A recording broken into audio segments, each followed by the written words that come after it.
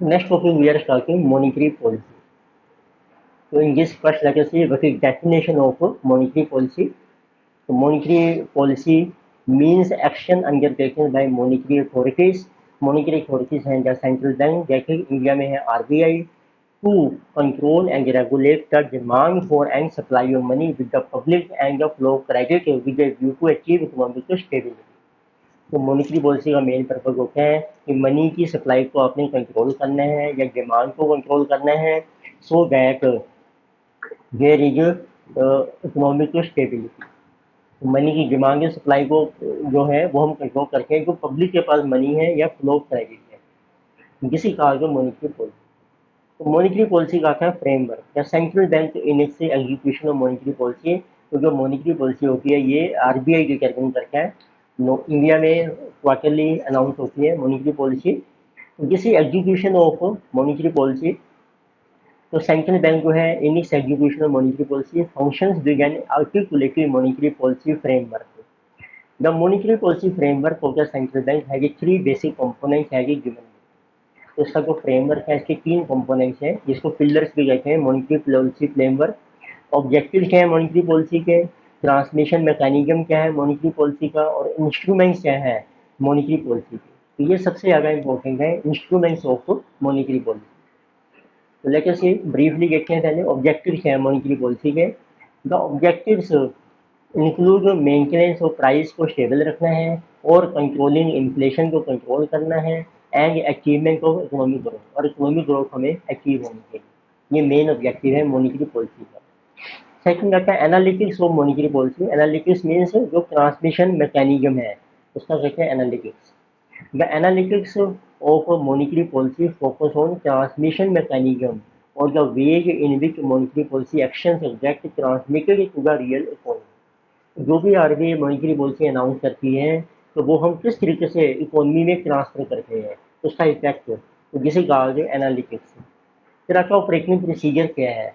It mean the operating procedure relates to all aspects of implementation of monetary policy namely choosing the operating target, choosing the intermediate target and choosing the policy instrument. इसमें आएगा कि main कौन कौन से instrument फिर हम apply करते हैं मॉनेटरी पॉलिसी के जिसे कहा गया ऑपरेटिंग प्रोसीजर। तो अब देखते हैं डिटेल में। नंबर वन ऑब्जेक्टिव क्या है monetary policy. The primary objective of monetary policy has been maintenance of a judicious balance between price stability and economic growth and maintenance of full employment। Main को objective यही है price को stable करना है, growth achieve करनी है और employment का लेवल भी फुल होना चाहिए इकोनॉमी में। Just of flowing are the major objectives of monetary policy. Number one price stability.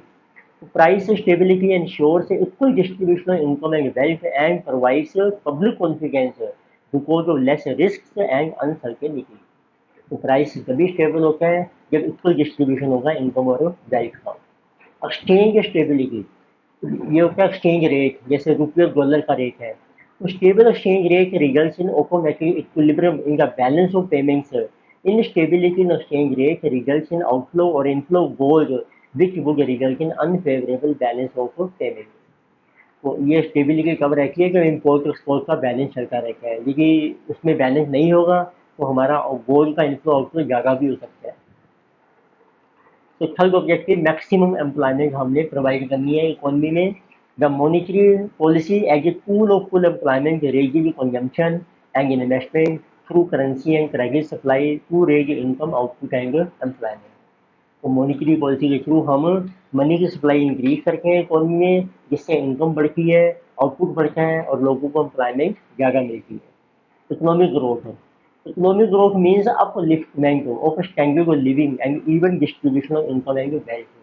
Monetary policy कहना चाहिए economic growth by providing cheap money and credit policy. Objectives of developing country, जो country develop कर रही है उनके क्या main objectives हैं।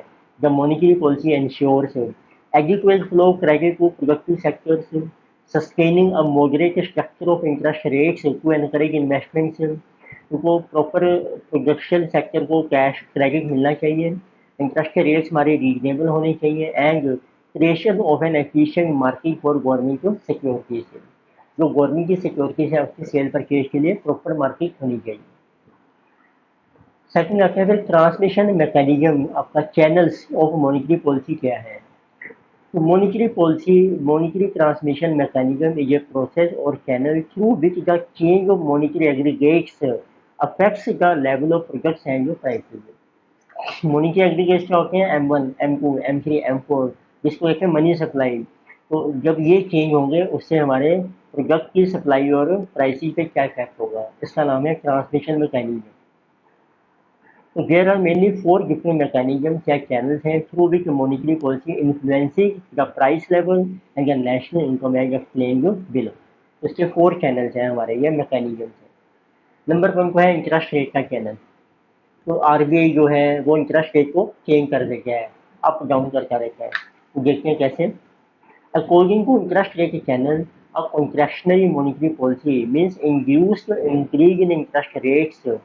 इसमें क्या है, आरबीआई ने इंटरेस्ट रेट इंक्रीज कर दिया, तो उससे क्या होगा, it will increase the cost of capital and the real cost of borrowing for firms and house holds.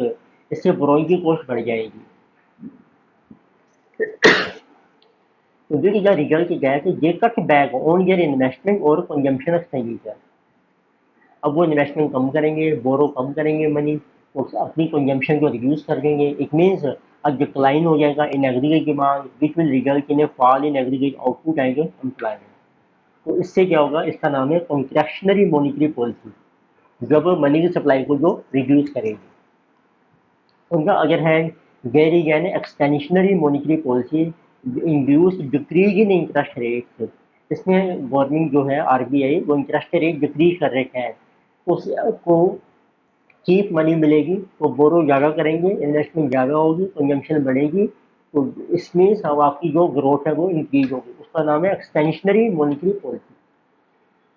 So it will have a positive effect through decrease in cost of capital for firms and cost of borrowing for households। ये इसके opposite होगी expansionary contractionary. Second है exchange rate channel. The exchange rate channel works through expenditure switching between domestic and foreign goods on account of appreciation और depreciation of the domestic currency which is impact on net export and consequently on domestic output and employment। Exchange rates का ये मतलब होता है, जब वो up down होंगे तो हमारी जो डोमेस्टिक करेंसी है रुपी जैसे, वो अप्रिशिएट होगा या डेप्रिशिएट होगा, उससे हमारे एक्सपोर्ट के ऊपर इफेक्ट पड़ता है। नेट एक्सपोर्ट कितने हैं, देखो एट हाई एक्सचेंज रेट का मतलब है डेप्रिसिएशन होगी होम करेंसी की। Investor shift there funds into foreign assets. अब फॉरेन में ज़्यादा पैसा इन्वेस्ट करेंगे हम, रिड्यूस कर देंगे इम्पोर्ट से, और हायर नेट एक्सपोर्ट का मतलब है बढ़ जाएगा आपका, and domestic output and employment will increase.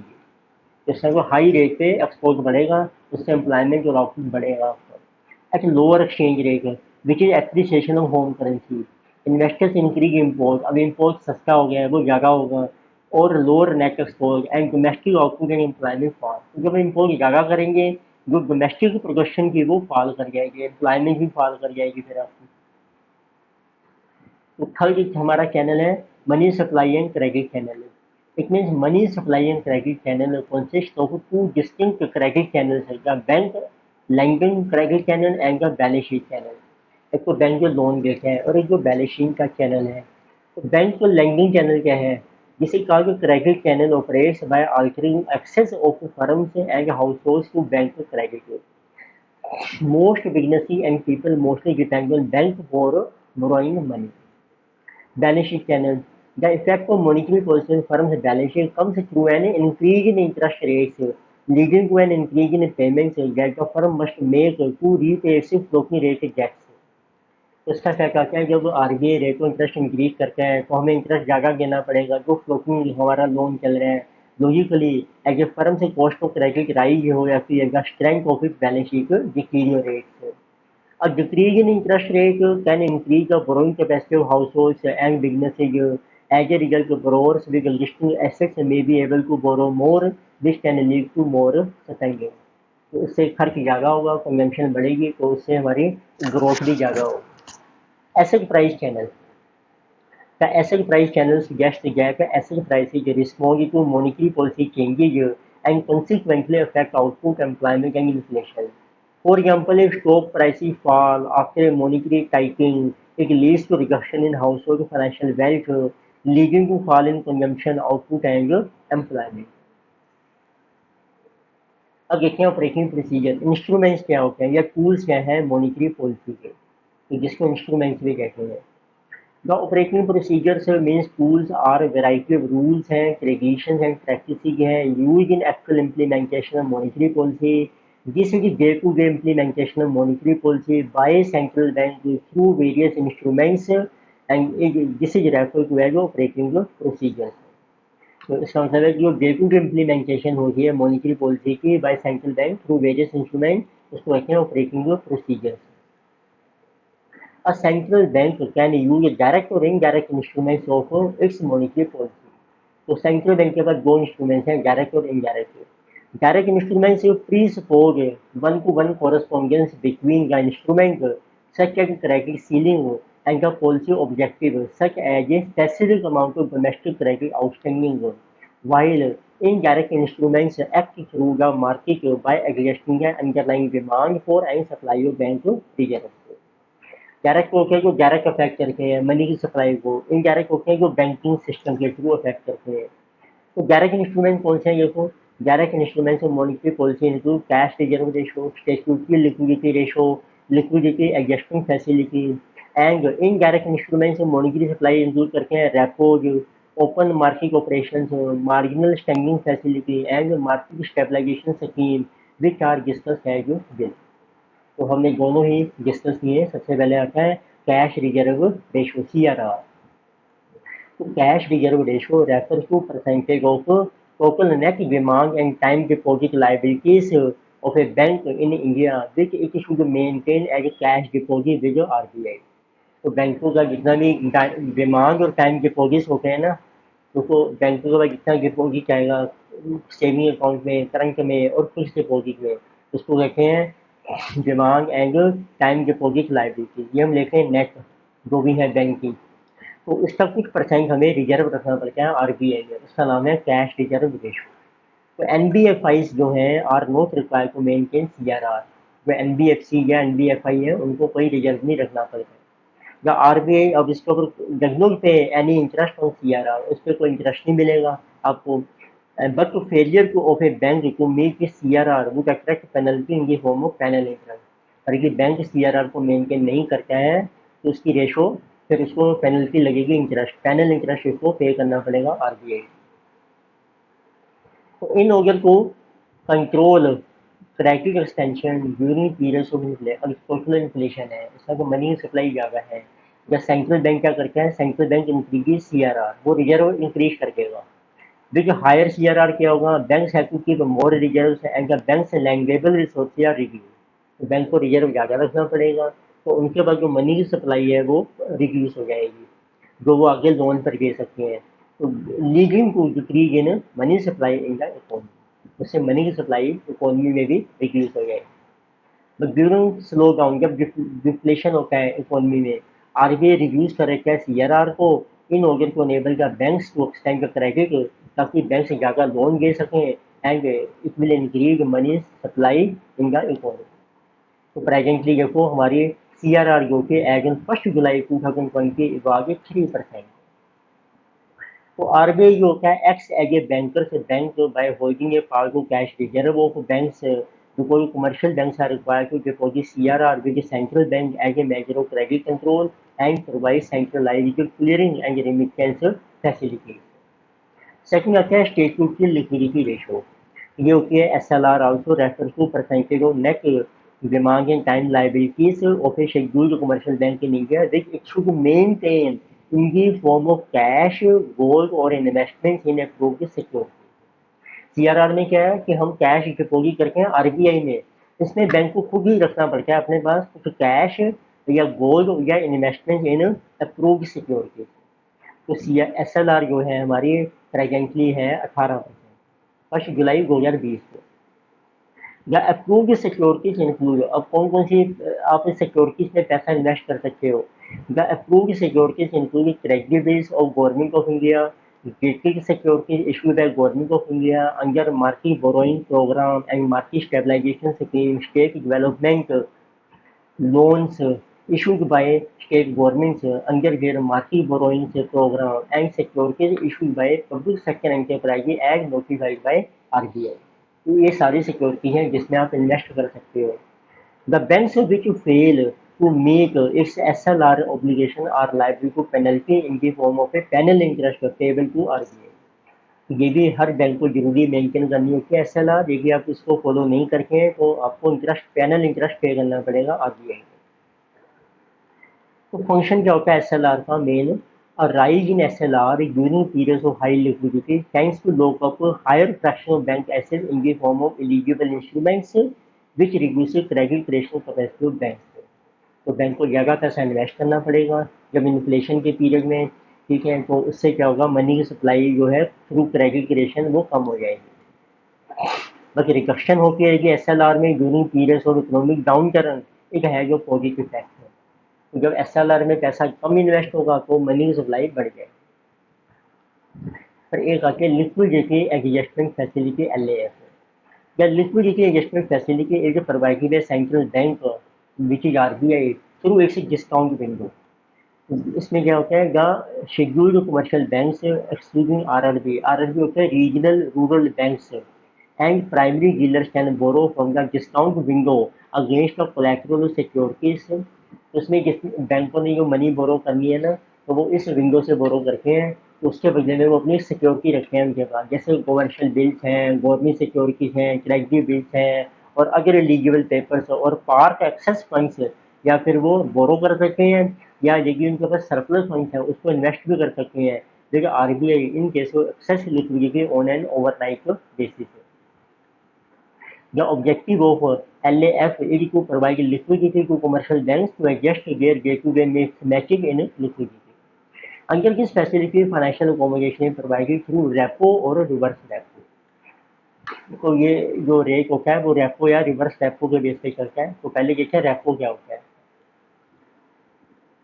तो ये दो वर्ड से मिला है, RE और POP। ओ रेपो मीन्स री परचेज ऑप्शन। RE का मतलब है री परचेज, PO का मतलब है option, which is an instrument for borrowing funds by selling security with an agreement to repurchase the security. इसमें क्या है कि बैंक को ना मनी बोरो करनी है, वो अपनी कुछ सिक्योरिटी सेल कर रखा है और वो एग्रीमेंट करके है कि वो बाद में उसको वापस खरीद लेगा और जब वो लोन वापस करेगा। It means it is an instrument है for borrowing funds by selling securities with an agreement to repurchase the securities on a mutually agreed future date at an agreed price which includes interest for the funds borrowed। तो future में जो price होगा market में उसी rate पे वो अपनी security खरीद लेगा और प्लस वो इंटरेस्ट भी पे करेगा। या रेपो ट्रांजेक्शन इन इंडिया है जी, टू इसके दो एलिमेंट्स हैं जिसको लेग्स कहते हैं, 2 लेग्स ऑफ रेपो। तो फर्स्ट लेग में क्या है, in the first the seller sells securities and receive cash, while the purchaser buys security and parts with cash। ये फर्स्ट लेग होगी, तो ब्रोअर को कैश मिल जाएगा। सेकंड में इनका सेकंड या securities are repurchase by the original holder. फिर हम अपनी सिक्योरिटी वापस खरीद लेंगे। अब जो यूजर है जिसने मनी यूज करी है, user pays to the counter party the amount originally received plus the return on money which is repo interest for the number of days for which money was used. अब हम पैसा उसको वापस कर देंगे, security वापस खरीदेंगे जब मार्केट प्राइस है, प्लस उसको इंटरेस्ट भी देंगे जिसका नाम है रेपो इंटरेस्ट। जो the rate charge by RBI for this transaction is called repo rate. तो repo rate was 4% as in 1 July 2020। तो रेपो का रेट है 4%। ये तो रेपो में एक तो सेलर है जो सिक्योरिटी बेस्ड मनी बोरो कर रहा है, एक तो परचेजर है जो सिक्योरिटी खरीद रहा है। अब देखिए हम इसको परचेजर के हिसाब से देखें, वो बनाता है reverse repo. It means reverse repo is defined as an instrument for lending funds by purchasing security. तो उसमें हम सिक्योरिटी खरीदते हैं, उसके बदले में लोन देते हैं, एक तरीके को पैसा दे रहे हो, तो लेंडिंग होगी, वहाँ पे ऊपर की बोरोइंग। तो with an agreement to resell the security उन्हें म्यूचुअली एग्री जो फ्यूचर के एट एन एग्री प्राइस, तो हम बाद में इसी सिक्योरिटी को सेल कर देंगे और उसके ऊपर इंटरेस्ट भी देंगे, तो और एग्री की प्राइस पे सेल करेंगे and which includes interest for the funds lent. तो reverse repo operation case when RBI borrow money from bank. इसमें क्या है, RBI बोरो कर रहा है, ऐसा तो बैंक में वो लोन दे रहे हैं RBI को, by giving them securities. Reverse repo operation in effect to absorb the liquidity in system. तो रिवर्स रेपो कब होता है कि जब हमारी लिक्विडिटी हमने रिड्यूस करनी है. The interest rate paid by RBI for such transaction is called the reverse repo rate, and the reverse repo rate was 3.35% as on 1 जुलाई. इसमें बैंकों को इंटरेस्ट मिलेगा, ठीक, वो उसका नाम है रिवर्स रेपो, और आरबीआई देगा आपको सिर्फ 3.35, जबकि रेपो का रेट है हमारा 4% as on 5 July. The collaterals used for repo and reverse repo operations consist of primarily Government of India securities. और कौन सी सिक्योरिटी के बदले में हम रेपो ट्रांजेक्शन एंटर करते हैं, वो होती है गवर्नमेंट ऑफ इंडिया की सिक्योरिटी, जैसे all SLR eligible transferable government of India JP security और ट्रेजरी बिल्स. फिर एक आता है पॉलिसी रेट. क्या होता है? The policy rate is in effect the key lending rate of the central bank in a country. ये होता है जिस रेट पे आरबीआई लोन देता है. The RBI uses the single independent policy rate, which is the repo rate in the LAF window for balancing liquidity. Normally ये repo rate ही होता है जिसको policy rate कहते हैं. If RBI wants to make it more expensive for banks to borrow money, it increases the repo rate to tight the liquidity. Similarly, if it wants to make it cheaper for banks to borrow money, it reduces the repo rate. Marginal standing facility. The marginal standing facility is a last resort for banks once they exhaust all borrowing options, including LA. अब बैंकों के पास कोई option नहीं बचा money को बोरो करने का, फिर वो सबसे लास्ट में जाते हैं मार्जिनल स्टैंडिंग फैसिलिटी में. तो इसमें क्या होता है आपका, under the MSF the scheduled commercial banks can borrow additional amount of overnight money from the RBI over and above the LAF window by dipping into their SLR portfolio up to a limit that is a fixed percent of their NDTL deposits liable to change every year at a panel rate of interest. इसमें हम additional money borrow करते हैं कुछ percentage of NDTL का, पर वो panel interest हमें देना पड़ता है, extra interest. But this provides a safety valve against unexpected liquidity shocks to the banking system. ताकि बैंक को लिक्विडिटी को सेटिस्फाई करना है तो बैंक इस मेथड को अडॉप्ट करते हैं. The objective of MSF scheme is to reduce volatility in the overnight lending rates in the interbank market and to enable smooth monetary transmission in the financial system. The minimum amount जो होता है which can be borrowed through MSF is rupees 1 crore and more will be available in multiples of rupees 1 crore. जैसे 2 करोड़ 3 4 ऐसे. The MSF rate aligned with bank rate was 4.25% है अपर bank, repo rate है 4%, ये middle rate होता है, and ये reverse repo rate है 3.35%, इसको लोअर बैंक कहते हैं एज ऑन 1 जुलाई. तो MSF का मैक्सिमम रेट है 4.25% जो अपर बैंक है. फिर मिडल में होता है रेपो रेट और लोअर होता है रिवर्स रेपो का रेट, वो है 3.35%. यानी कि मार्केट स्टेबलाइजेशन या sterilisation scheme MSF. Under this scheme, the Government of India borrow money from RBI, such borrowings being additional to its normal borrowing requirements, and issued treasury bills or JK securities for absorbing excess liquidity from the market. Market में बहुत ज़्यादा supply आ गई money की, जिसको access liquidity कहते हैं, उसको कम करने के लिए गवर्नमेंट मनी बोरो कर लेती है मार्केट से. वो पैसा गवर्नमेंट के पास आ जाएगा, लिक्विडिटी कम हो जाएगी मार्केट में, and which is rising from large foreign capital inflow. Normally कब होता है जब तो फॉरेन से ज़्यादा पैसा आ रहा है आपका एफपीआई के थ्रू. फिर एक स्कीम है bank rate. Act section 49 of RBI act 1934 या bank rate is the standard rate at which the RBI is prepared to buy or rediscount bill of exchange or other commercial paper. तो जिस rate पे bank री discount करता है bill को, ठीक है, या कमर्शियल पेपर को, the bank rate has been aligned to the MSF rate, and therefore as and when the MSF rate changes alongside policy repo rate changes, the bank rate also changes automatically. तो bank rate का MSF का क्या rate है, maximum 4.25%. तो bank rate was 4.25% as on 1 July 2020.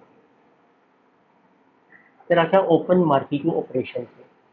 तो open market operation से refer to sale और purchase of government security by RBI through the market with an objective to adjust the rupee liquidity condition in the market on a regular basis. इसमें RBI जो है ना government security cell करता है market में या purchase कर लेता है। तो किस क्या पर्पज होता है?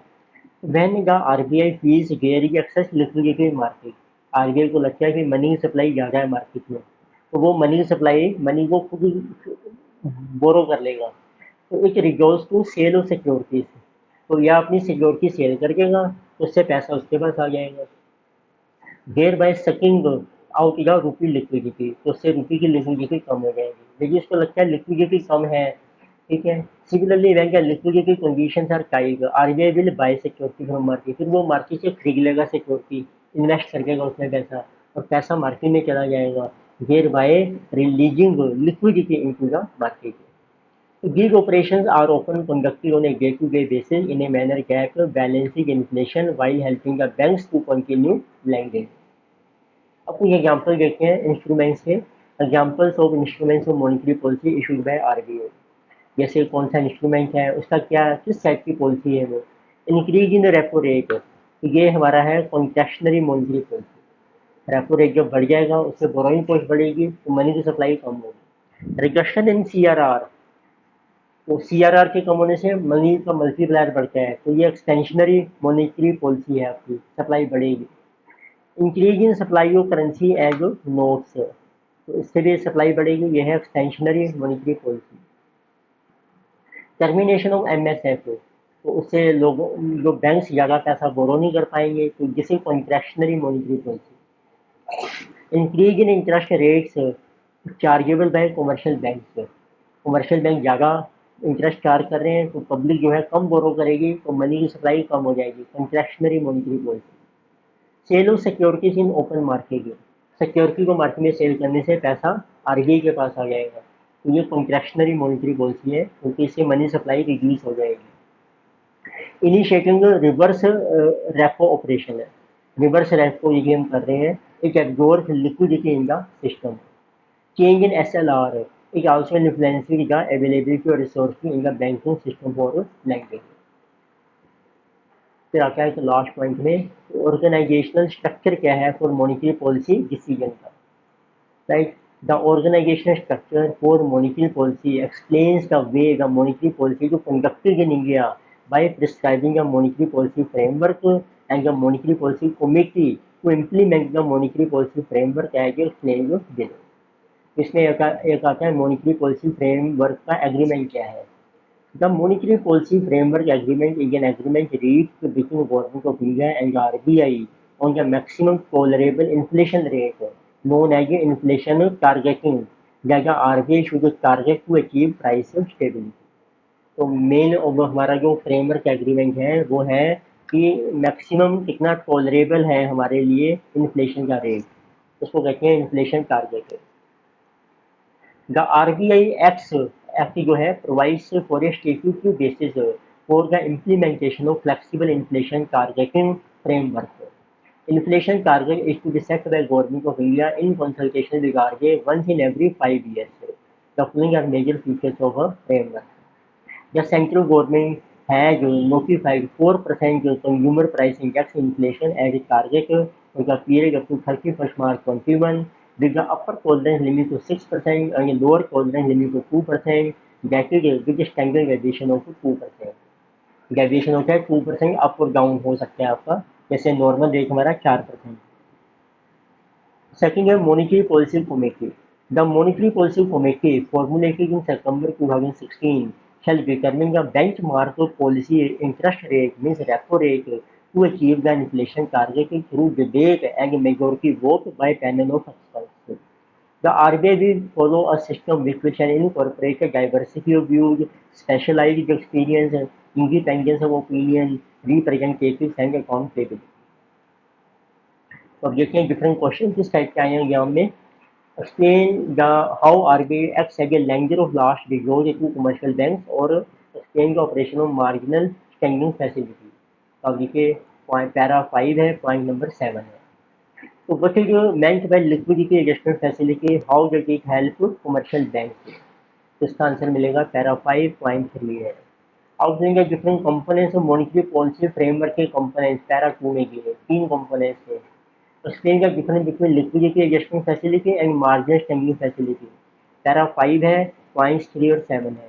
सेम क्वेश्चन आएगा सीए के मई 2018 में।